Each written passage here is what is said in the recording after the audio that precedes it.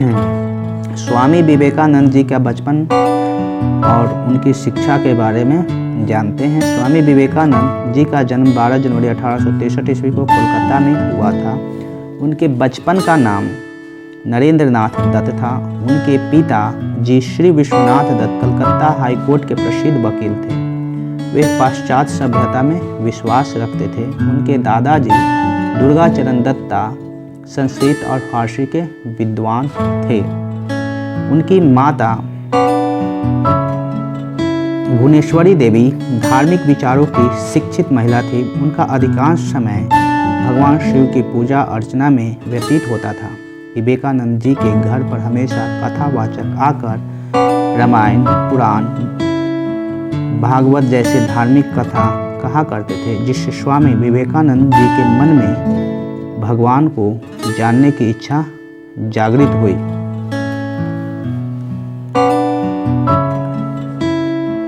स्वामी विवेकानंद बचपन से ही अत्यंत कुशाग्र बुद्धि के और नटखट थे। वे अपनी साथी बच्चों के साथ शरारत तो करते थे, मौका मिलने पर वे अपने अध्यापकों के साथ भी शरारत करने से नहीं चूकते थे। स्वामी विवेकानंद बचपन से नटखट के साथ साथ निडर भी थे। एक बार की कहानी है कि जब वे करीब 8 साल के थे तो अपने मित्र के यहाँ खेलने जाया करते थे। उस मित्र के घर में एक चंपक पेड़ लगा हुआ था, जो कि स्वामी विवेकानंद जी का पसंदीदा पेड़ था। वे उस पर लटक कर खेला करते थे। रोज की तरह एक दिन वह उसी पेड़ को पकड़कर झूल रहे थे। तभी उनके मित्र के दादाजी उनके पास पहुँचे और उन्हें डर था कि कहीं स्वामी जी उस पर से गिर न जाए या कहीं पेड़ की डाल ही ना टूट जाए। इसलिए उन्होंने स्वामी जी को समझाते हुए कहा कि नरेंद्र, तुम इस पेड़ से दूर रहो, अब दोबारा इस पर मत चढ़ना। तो स्वामी जी ने पूछा कि क्यों दादाजी, ऐसी क्या बात है? क्योंकि तो दादाजी ने उत्तर दिया, क्योंकि इस पेड़ पर एक ब्रह्म दैत्य रहता है। वो रात में सफ़ेद कपड़े पहने घूमता है और देखने में बड़ा ही भयानक है।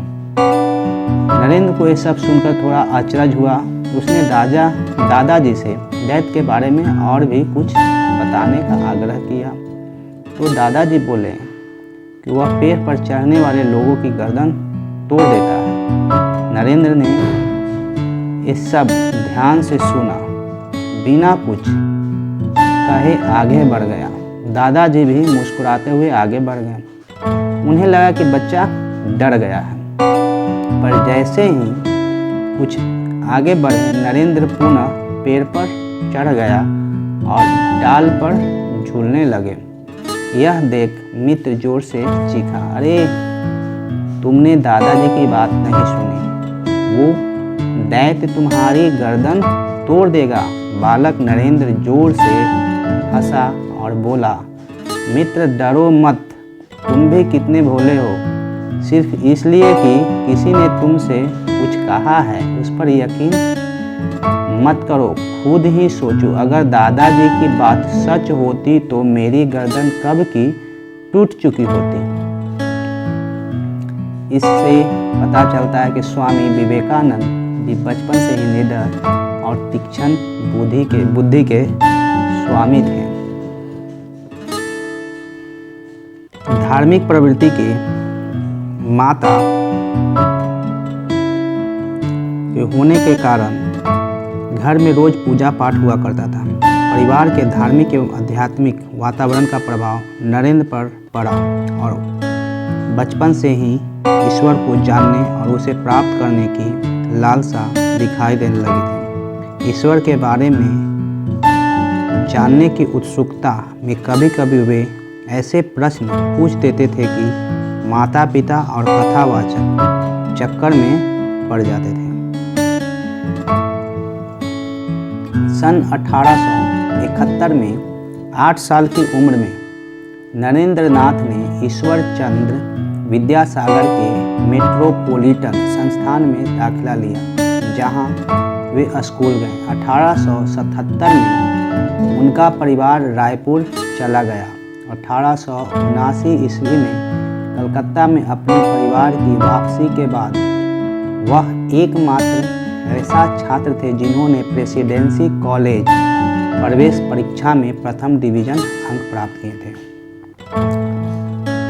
स्वामी विवेकानंद दर्शन, धर्म, इतिहास, सामाजिक विज्ञान, कला और साहित्य सहित विषयों के एक उत्साही पाठक थे। उनकी वेद, उपनिषद, भगवत गीता, रामायण, महाभारत और पुराणों के अतिरिक्त अनेक हिंदू शास्त्रों में गहन रुचि थी। नरेंद्र को भारतीय शास्त्रीय संगीत में प्रशिक्षित किया गया था और ये नियमित रूप से शारीरिक व्यायाम में व खेलों में भाग लिया करते थे। नरेंद्र ने पश्चिमी तर्क, पश्चिमी दर्शन, यूरोपीय इतिहास का अध्ययन जनरल असेंबली इंस्टीट्यूट, जो कि अब स्कॉटिश चर्च कॉलेज है, में किया था। 1881 ईस्वी में इन्होंने ललित कला की परीक्षा उत्तीर्ण की और 1884 ईस्वी में कला स्नातक की डिग्री पूरी कर ली। नरेंद्र ने David Hume, Immanuel Kant, Johann Gottlieb Fichte, Baruch Spinoza, George W H. Hegel, Arthur Schopenhauer, August Comte, John Stuart Mill और चार्ल्स डार्विन के कामों का अध्ययन किया। उन्होंने स्पेंसर की किताब एजुकेशन, जो कि 1860 में प्रकाशित हुई थी, का बंगाली में अनुवाद किया था। ये हर्बर्ट स्पेंसर के विकासवाद से काफ़ी मोहित थे। पश्चिम दार्शनिकों के अध्ययन के साथ ही इन्होंने संस्कृत ग्रंथों और बंगाली साहित्य को भी सीखा। विलियम हेस्टी ने लिखा है कि नरेंद्र वास्तव में एक जीनियस है। मैंने काफ़ी विस्तृत और बड़े इलाकों में यात्रा की है, लेकिन उनकी जैसी प्रतिभा वाला एक भी बालक कहीं नहीं देखा। यहाँ तक कि जर्मन विश्वविद्यालयों के दार्शनिक छात्रों में भी ऐसी प्रतिभा नहीं है। अनेक बार इन्हें श्रुतिधर भी कहा गया।